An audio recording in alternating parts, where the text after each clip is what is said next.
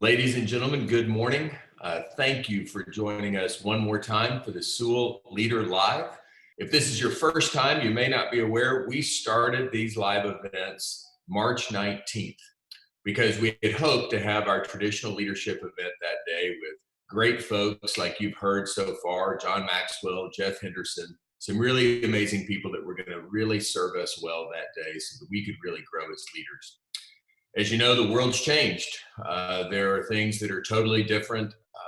Today, I never would have won a bet that said I was going to be on a Facebook Live event with you for people all over the Permian Basin, Texas, the country, and in some cases, the world. But we're here. And our commitment from the beginning, 14 years ago, when we began the Sewell Leadership event, was that we wanted to serve people. We wanted to give you great resources so that you could be better leaders, because you and I both know that leaders multiply when they do a remarkable job. The other thing that we've talked about in the last few weeks is that the number one responsibility of a leader is to define reality. And you and I have redefined reality time and time again over the last few weeks. Some of us had decisions that we would have said were in concrete, and we found out that those decisions were in sand. And so every day we're waking up to a new reality. But the second piece that we know that we have a responsibility for is to offer hope for people that we lead, for ourselves, our homes, the educators, everybody in our community. What do we do to offer hope? And then finally, what do we do to take massive action? What do we do to really help the people around us so that they have a reason to get up the next day? Well, today I am joined by one of my dear friends, Dr. Ike Reighard, out of the Atlanta, Georgia area. Ike and I met back in 2006. He was at the time the chief people officer for a major mortgage company in the Atlanta area. And Ike is actually the man who planted the seed in my heart of wanting to be a great place to work and a great place to do business. I'll let Ike, if time allows, to tell you a little bit more about that. But today, Ike is the lead pastor for Piedmont Church in Marietta, Georgia. And then he also is the CEO of Must Ministries. And I'm going to let him tell you a little bit about that. But you're in for a huge treat today. This man has encouraged me. He's encouraged our team. He's done leadership development for our organization, for over a decade now. And so, Ike, with that said, welcome to the Sewell Leader Live. Thank you for taking your time to pour into all of us so that we can be better for the people in our community. We're grateful for you and so glad you're here. I'm so honored to be with you, Collin, and always being with you is exciting for me because you're one of those leaders that's always learning. That's just something that is absolutely consistent, that every time I get together with you, whether it's over the phone or in a meeting, we're sharing ideas about books, we're sharing ideas about a video that we've seen, an article that we've read. So you're one of those people in my life that's always sharpening me. And those are the kind of folks that I appreciate so much because that's what helps you to get better. And so having a broadcast like this, what you're doing, you took what was a negative. You didn't get to have that great event this year, but my guess is going to be when everything's said and done and all your numbers come in, you're going to reach 2 or 3 times through this medium what you would have been reaching otherwise. So this may be your new gig in the future there, Mr. Sewell. Well, you never know. You never know. I'm going to have an opportunity to have to learn from a lot of folks like you. And that's what we're here for today, is for you and I to be able to have a conversation. We had a chance to catch up some yesterday, but really for my hope is that the folks that are on today and that will watch this recording later, really just get to have an opportunity to sit down on a conversation that you and I could have over a cup of coffee. And so if I could, I'd like to ask you some questions. Yes, sir. So one of the questions I have for you and that I have really tried to answer for myself is, what do you think the number one thing people need right now? In a time of total uncertainty, none of us could have written this script. None of us could have ever imagined that we would see decisions being made and requirements being placed upon us in this time. What do you think the number one thing people need today? I think it's to be able to choose the right attitude to go through the situation that we're in. We're obviously in unprecedented situation that none of us have ever faced before in our lives. And now we've got the opportunity, Collin, to make a choice about what this is going to do to us. You know, we can make the choice to become bitter, or we can make the choice to become better through it. We can become cold and cynical, or we can become more compassionate and caring. And one of the books that you and I share a love for is called Man's Search for Meaning by Viktor Frankl. And Viktor Frankl was an Austrian psychiatrist whose only crime in his country was that he was Jewish. He had Jewish blood. And when the Nazis were rolling across Europe and they got to Austria, he was thrown into a concentration camp. And while he was in that concentration camp, this brilliant psychiatrist was watching what was taking place. And he was noticing that there were some people that just had their heart set on a certain date, that they thought that they were going to be out of the concentration camp. You know, it's a lot like what people are going through with the quarantine right now, and people having to shelter in place, because there's some people who thought, oh, this is only going to last a week, or maybe it's going to last 2 weeks. And as it begins to go on, there's some people who are becoming very discouraged right now, Collin, and we're seeing numbers that are indicating that. We're seeing numbers of increased domestic violence in this country because people sheltering in place. If you had some tiny cracks in your marriage, they're probably a full-blown chasm now as we've had to quarantine together. So Viktor Frankl said that when people had it in their mind that there was going to be a certain day of liberation and it didn't come, how they would just give up. And he also studied the people that hung in there. He studied the people that continued to go. And he said to himself, I'm going to go through this situation as if one day I'm going to be standing in a classroom and I'm going to be teaching students about how to survive and how to go through things.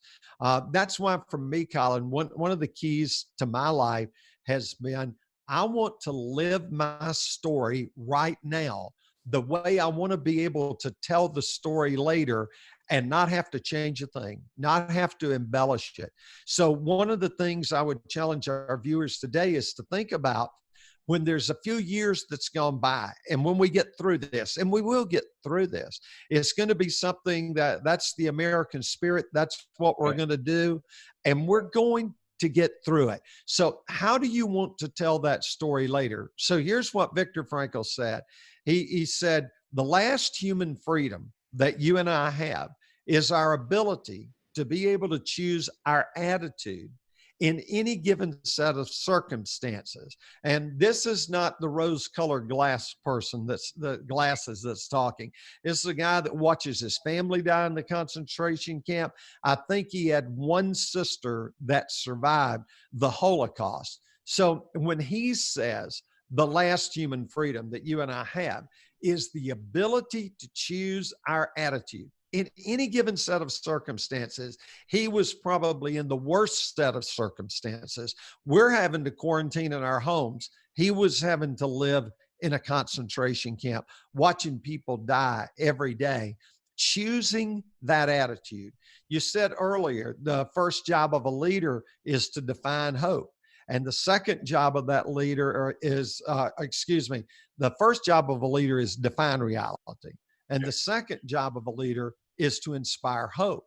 And I think that's what leaders have to step up and do today, is to be able to inspire people. When you look back later, you don't want to have to change your story. What kind of a leader were you in the middle of what we're going through right now? So, Ike, you said, you made a statement. You said that they didn't pick a day. In other words, he said, one day I'm going to be in a classroom. Can you flesh that out a little bit more? Because we all right now are living through this When's the governor going to release the shelter in place? When is this order going to change? When are we going to get to go back and have a family meal out in a restaurant again? So could you flesh that out just a little bit more? Of he said that not a day, but one day. Yeah, exactly. He was forward thinking. He was saying to himself, you know, our mutual friend, John Maxwell, loves to be able to say that if there's hope in the future, then there's power in the present to be able to deal with whatever you're going through, as long as you have hope in the future. So what he did while he was going through the situation of living in the concentration camp is he would plan what it was going to be like. He said he would even visualize himself standing in front of a group of students. It was in the concentration camp, of all places, that he began to develop his theory that's called logorhythm and logotherapy that's used in psychoanalysis. So the whole time he was in his current situation, he was planning for the situation that was the preferable future. He was creating a vision for himself. And you and I both know a book that we're very fond of that says, without a vision, that people will perish. Another way that's phrased is, without a vision, people are unrestrained. In other words, your emotions can run away from you.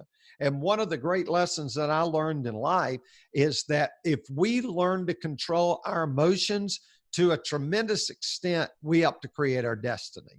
When we control our emotions. And in a situation like this, it's very easy for people to let their emotions get out of control. And when that happens, fear pushes out your faith, because fear and faith cannot coexist in the same mental space.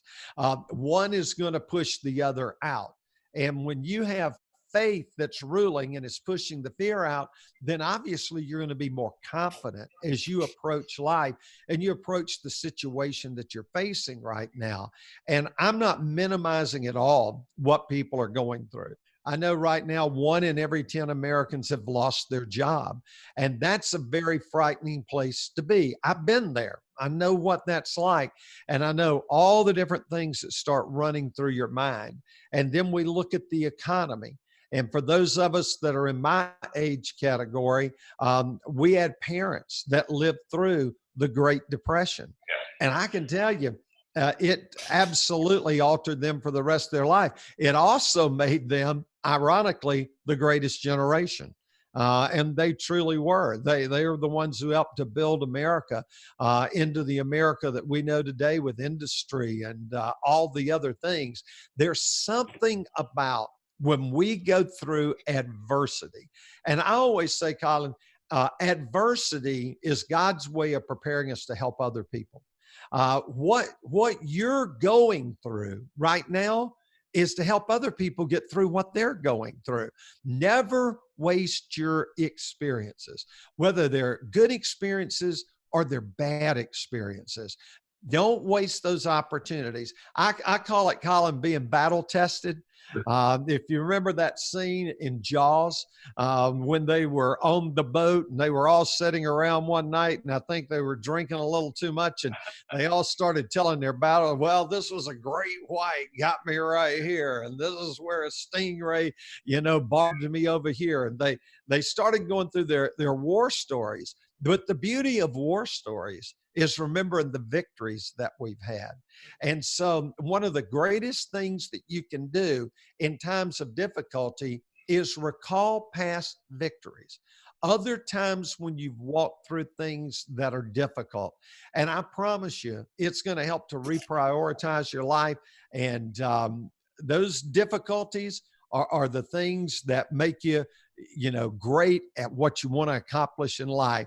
I've heard the old saying, great sailors are not made on calm seas. Great sailors become great sailors because they've gone through the storms. Yeah. Boy, that's powerful. Would you talk a little bit more? I've made so many notes. I have so many questions, but when you talked about that fear and faith don't coincide, that they push each other out one way or the other, I would love to hear a little bit more about that. And then I'd love for you to talk a little bit more about what it looks like to be a great sailor in our own individual worlds. But first, can you talk about what does that look like when we talk about fear versus faith? Because there are a lot of times that people are saying to me, well, Collin, I mean, are we just supposed to pray our way through this? I mean, is that what we're really saying? So can you help people kind of flesh out what faith in action maybe looks like, Ike? Because we probably know what fear in action could look like. Can you help us with that? It What happens is fear and faith can't coexist in the same mental space. One is going to push the other out. So then the question becomes, well, which one is going to captivate your mind? That comes down to which side of you are you feeding? Are you feeding the fear side? Because right now in the situation we're in this pandemic, I can guarantee you a way for you to have anxiety and have a nervous breakdown. Just keep watching the news. Just keep and make sure that it's a certain network, because they're the fear mongers. They're the ones that are telling you, "Oh, this is going to be awful. This is going to be terrible." Is the pandemic real? Of course, it's real. And we have the stats to prove how real it is. We have the data that is there. But will we get through this? Yes, we're going to get through this. But if you want to start your day off negative, then go to bed watching the news the night before. I think the Jewish people have a lot better concept of what a real day is, because for them, the next day starts at sunset. That starts your next day. And I call it living in a day-tight compartment is one of the smartest things that you can do. And if the last thing you're doing at night is you're watching your local news broadcast, or you're watching Nightline, something like that, that's what you're going to bed with that night on your mind. That's what you're going to ruminate on during the night. So don't be surprised if you get up the next morning feeling negative, or feeling cranky, or feeling overwhelmed. You need to feed the side of you that can help you to be able to grow stronger.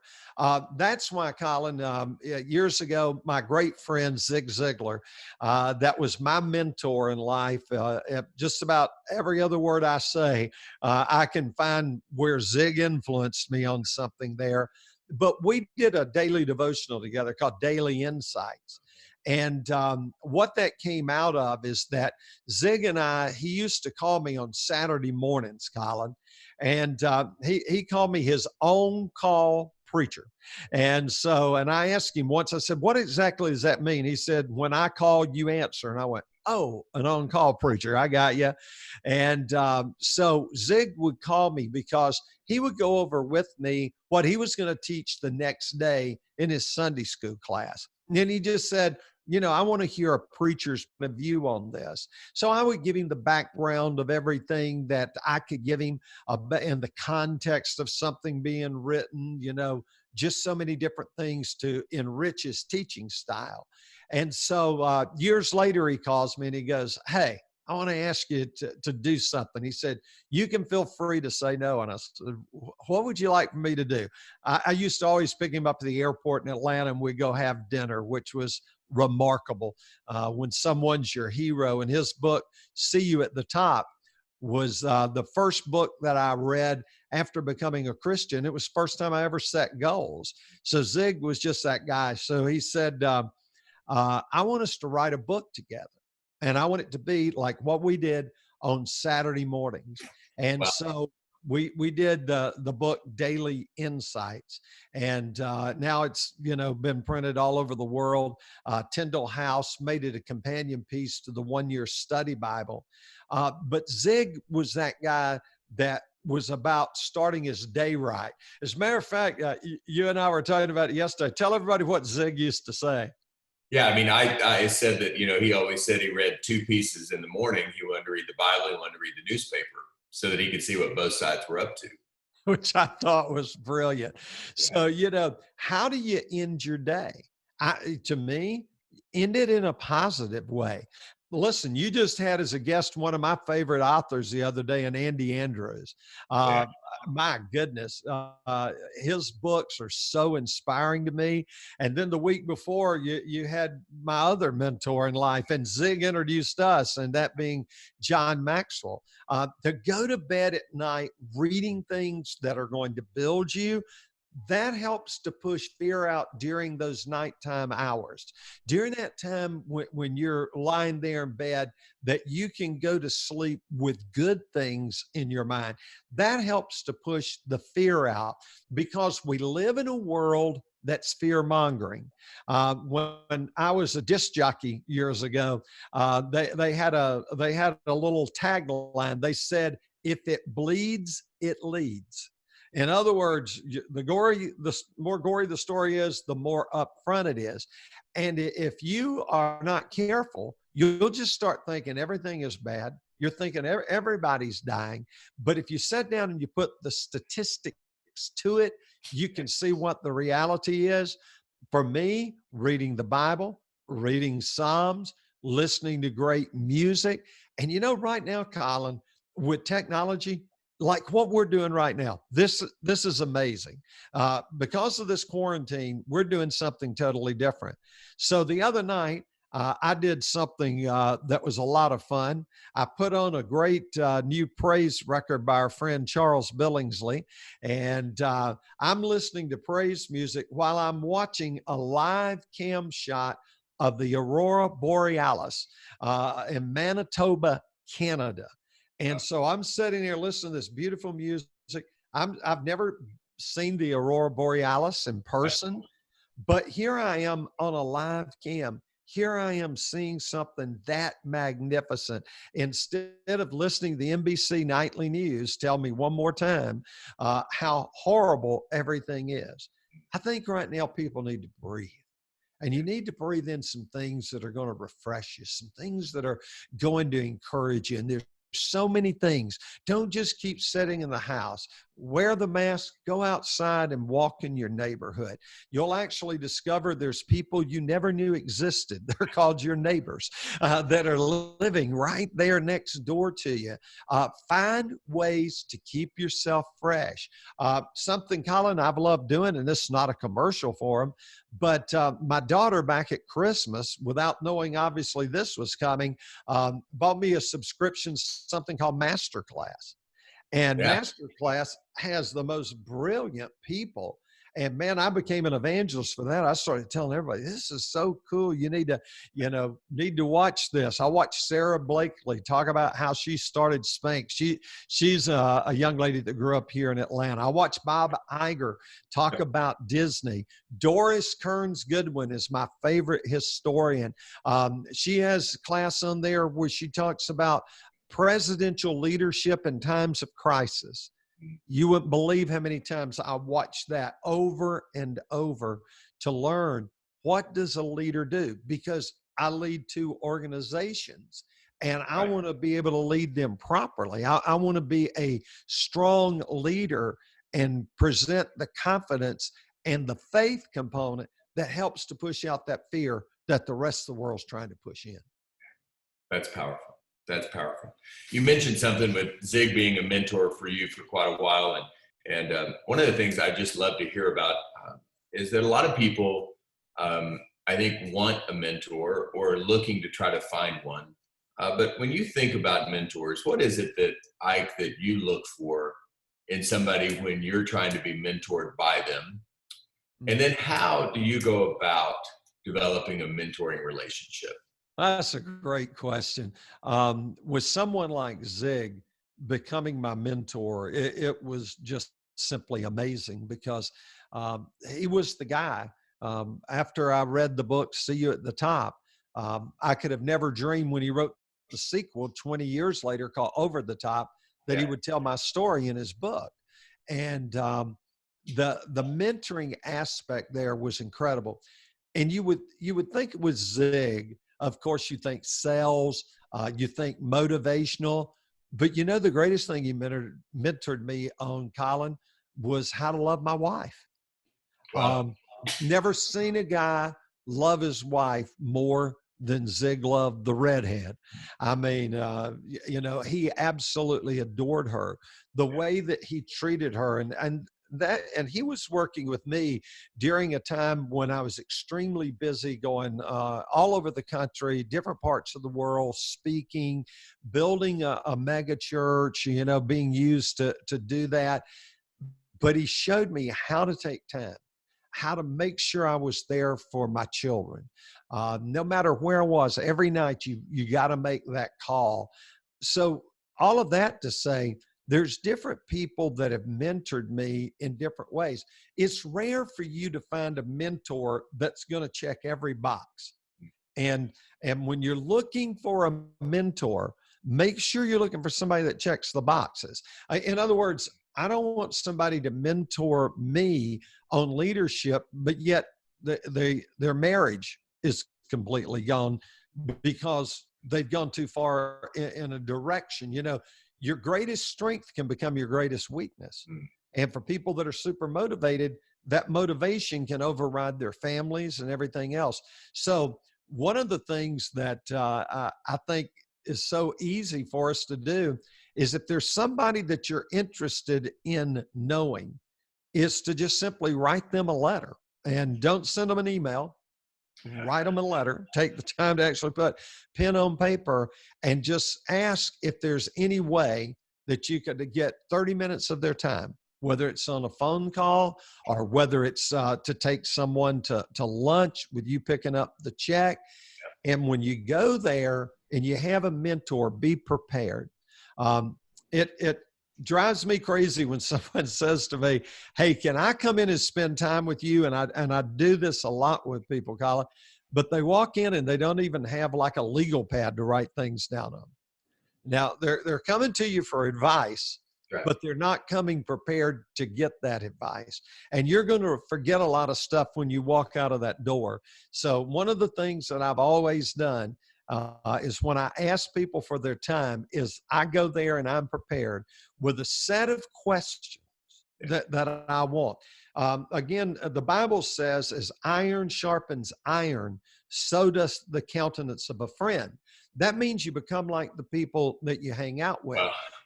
If you show me your 5 closest friends, I can show you what your future is going to be, because they are going to shape you. And you want to make sure that you're with the right people that are shaping you, and get those people. The conversations are different with those people. And when you pick up the phone, it's amazing. It's like right back where you were the last time you talked to him. John Maxwell's one of those kinds of friends. And I try never to bother John, because I know how extraordinarily busy he is.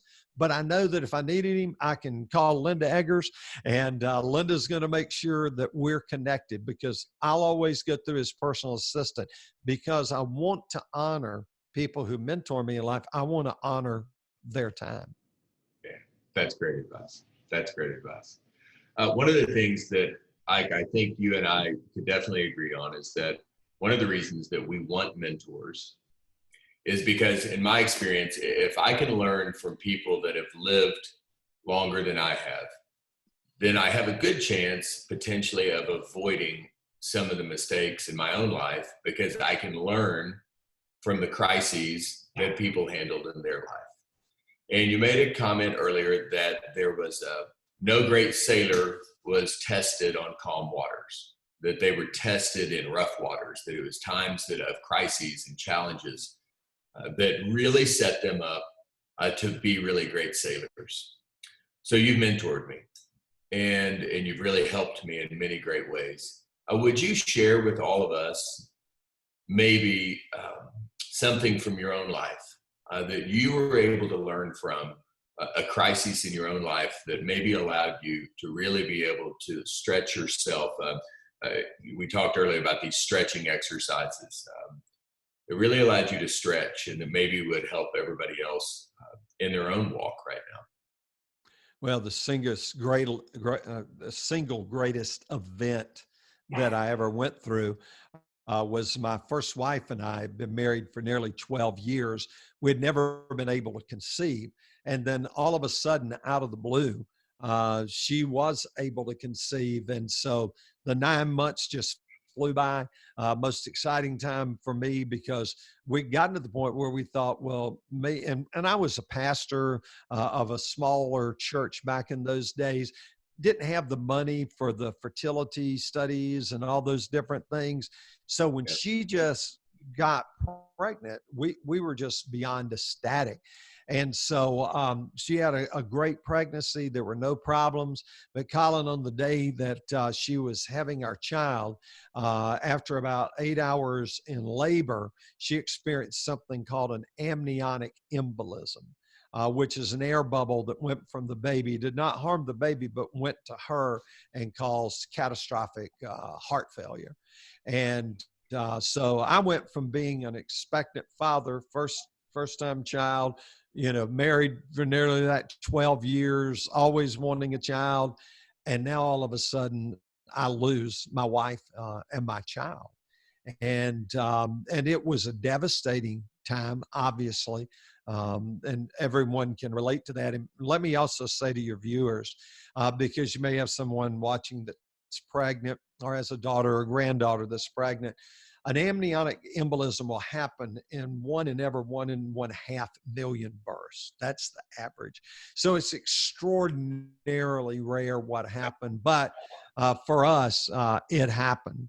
And so when I went through that experience, I knew in the middle of it that people were watching as to how I would respond to it. Because it's one thing for you as a Christian to talk about your life and how things are when the waters are calm.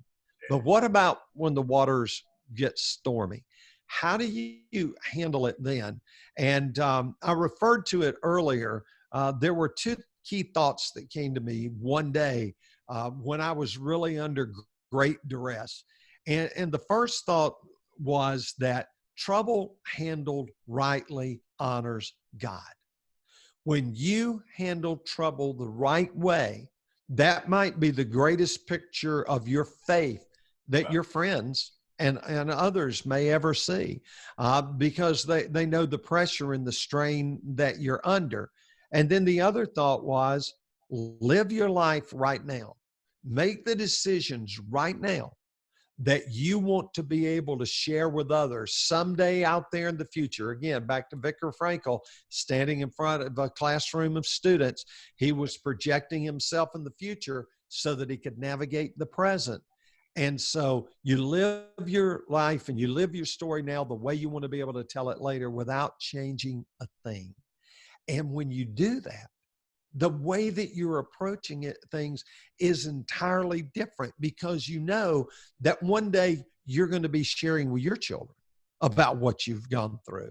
And so if you always have calm seas in your life, you can't develop great sailing skills because it's those stormy seas. And let's face it, none of us are going to live a life that's absolutely placid and, the water's always going to be nice and calm. There's going to be times that you're going to have storms that come out of nowhere, just like the storm that we're going through right now with the COVID-19 virus. No one saw this really coming, or we would have been better prepared, if you could even get prepared for the enormity of what we face. But we're going to get through these times. So you know what will happen? The next time that there's a virus, we're going to be better prepared. We're going to be better as people. We're going to be better as a nation. We're going to be better as a world to be able to take on, because there's things in the storm that we're learning. And listen, we're going to go through those storms. You're either coming out of a storm, getting ready to go into a storm, or I promise you there's a storm out there somewhere. If you can learn to take those moments, if you can learn to embrace those times, because what I found for me, Collin, after all these years of walking the walk that I walk, the greatest appointments that I've ever had in my life came out of the disappointments in my life. Those knockdowns were just really a setup for me to be able to move into the future. And then do not waste your grief. Do not waste your storms. And by that, I mean, you're going through what you're going through to help other people get through what they're going through. And Will you that's say that getting, one more time? yeah, Say that one more time, Mike. we go through what we're going through to help other people get through what they're going through. And so if you can learn to do, again, it's a mental exercise. I'm going through something right now. So I need to analyze what I'm going through. I need to write, how am I feeling? What are the fears that I have? Because I promise you, at some point, someone else is going to be going through something. And because you've gone through something, then you're going to be able to help guide them. And what it also does for you, Collin, when you think that way, is it gets your focus off yourself. And it puts it on other people. And that's the greatest thing that you and I can do, is take the opportunity to be able to help others. That's what your life is built around. That's why your dealerships are your family. They're not just employees. They're your family. And I watched you weather an economic storm back in 2008 and 9, back in that time frame. I watched what you did during those days. I'm watching what you're doing right now in these days. And I just want you to know, man, I'm proud of you because there are very few companies who do what Sewell does, which is you put those associates first. You certainly put your customers, at the top, but here's what you know. Whatever goes on in the back room shows up in the showroom, right? And so Amen. when you treat your people right that work for you, they're going to treat your customers right. I know I am a satisfied customer with several purchases from Sewell Automotive in my life. But you invest in your employees. You want them to be trained. You do a conference like the one that you're used to doing there for your community. You give back. And that's what you're known for. And there is a joy that comes from that. There is a satisfaction, a fulfillment, if you will, that when you're giving, what a difference it makes. And it's true when you go through the tough times and you share and you help people get through it. It's just the greatest feeling in the world, Collin. Thank you. I thank you for those kind words regarding our team. It's interesting, John Maxwell said to me one time, and I know he said this before, he said, a lot of people think that experience is the best teacher. And his opinion is that's really not true, that evaluated experience is the best teacher. Because he says that most people want to leave their problems or leave their pains before they learn from their pains. And I can only imagine the experience you had to go through, and for you to be able to come out on the other side with truly the revelation. I made the note that trouble handled rightly honors God. Yes. And that also that we should make the decision now in how we're going to handle the tough situations, so we don't have to reshape or remake the story later on. I absolutely agree with you, buddy. And, never doubt in the dark what you know to be true in the light. Because when times are good and you feel the way that you feel, and there's the endorphins that are going off in your brain and all those other great things, and times are good, your thinking is better. And the Bible has this interesting verse. It says, hope deferred makes your heart sick. Hope deferred makes the heart sick. And when the Bible talks about the heart, it's not talking about that blood pumper for us. Right. The heart is talking about where your decisions are made, your cognitive thinking. So what happens is when we get in the dark times, don't doubt in the dark what you know to be true in the light. When you get into the dark times, you're thinking, because hope has been deferred, your thinking gets dark. God doesn't love me, doesn't care for me. Times are never going to get better. It's just awful. The future, everything's going to be wrecked. The economic markets are going to be wrecked. There's going to be all. Don't let fear push faith out of the space where you're thinking, because hope deferred makes your heart sick, makes your thoughts sick. Get your thoughts right. Control your emotions. Control your thoughts. And listen, your mess is going to end up becoming your message. And it really will. I heard Robin Roberts say that when she went through her bout with cancer. My mess is going to become my message. Now, I'll tell you this. It's one thing to tell your story. It's another thing to be living it, right? So right now, we're living our story. And one day, we want to tell that story. And we want to be able to tell it in a way that has courage and conviction and truth.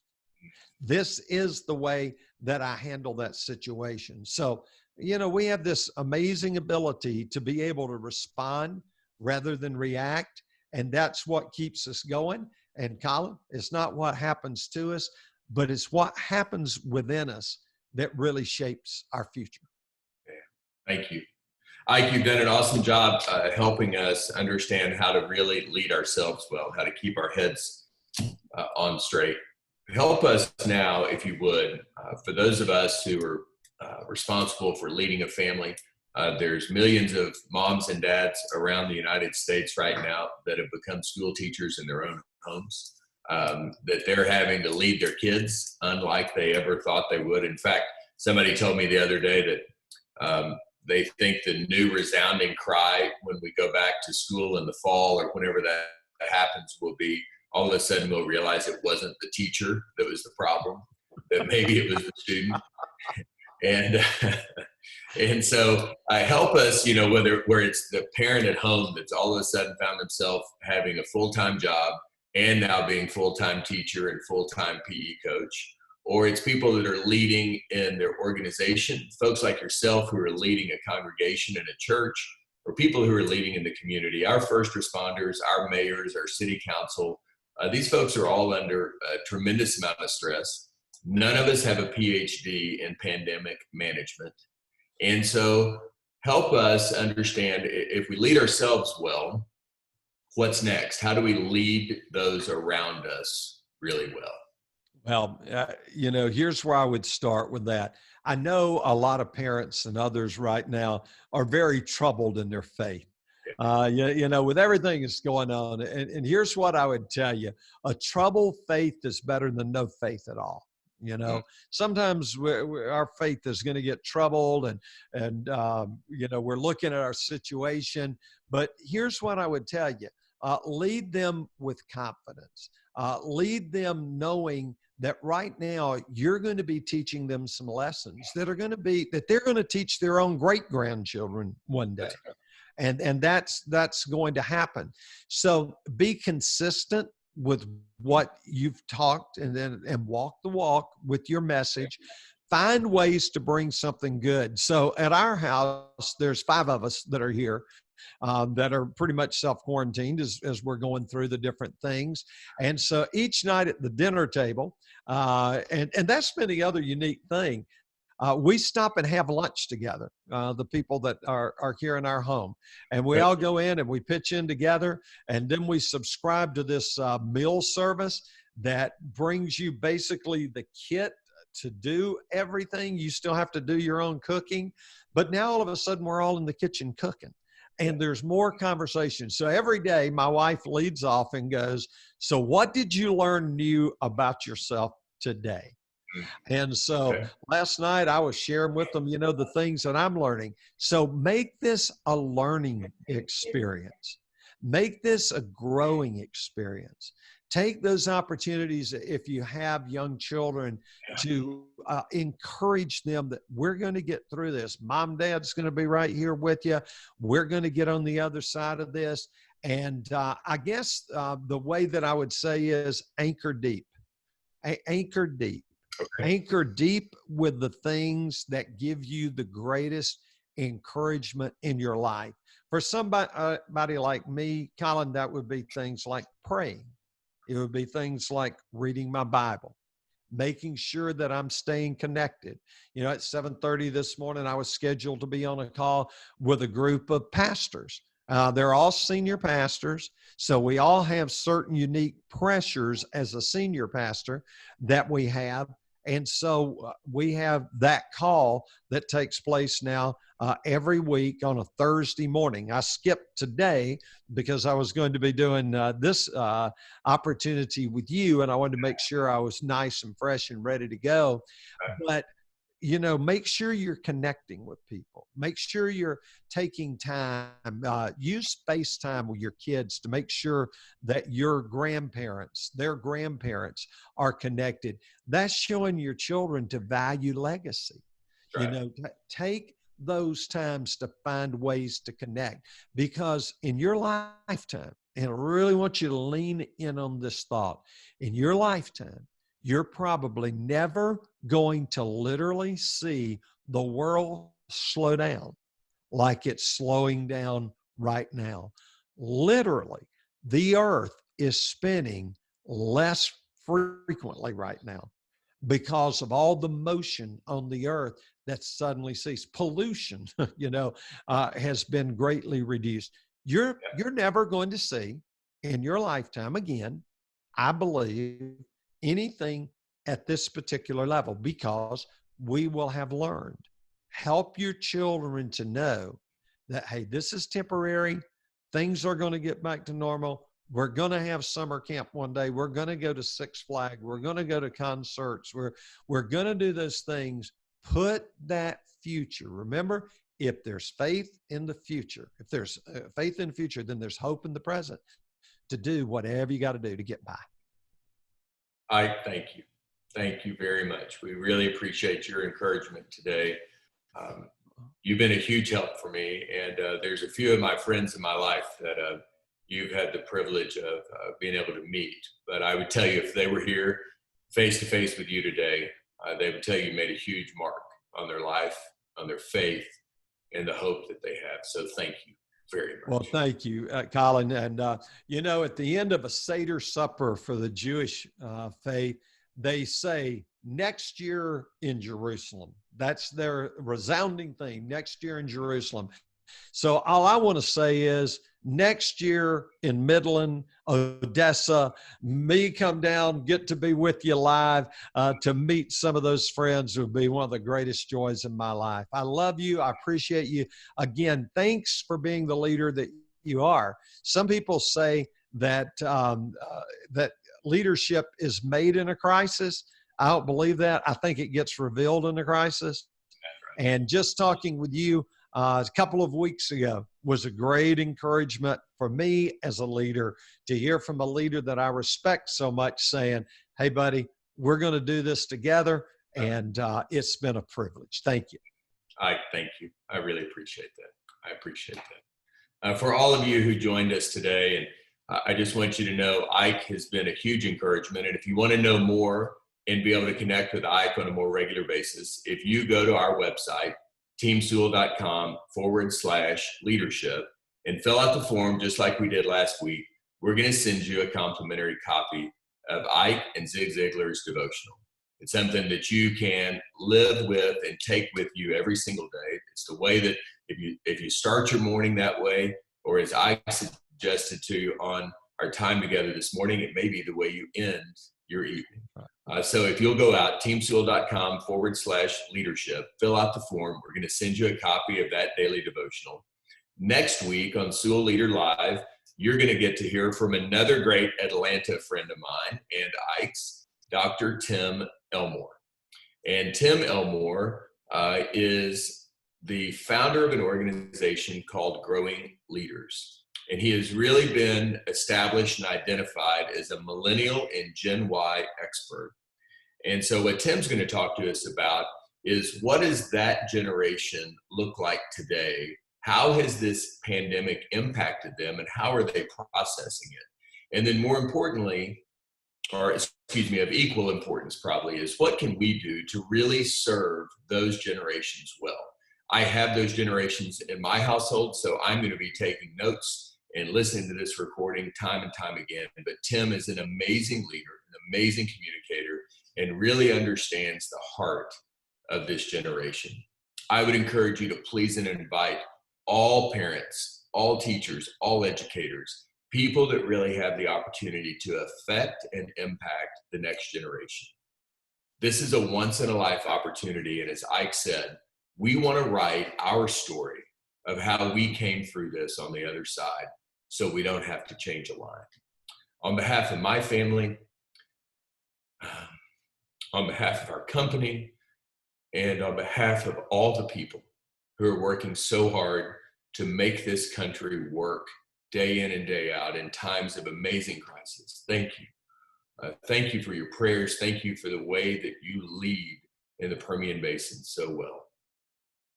I know and I believe that we will be stronger on the backside of this. And it's because we pull together. So on behalf of everybody, thank you. God bless. Have a wonderful, wonderful day. I'll see you soon. Thank you.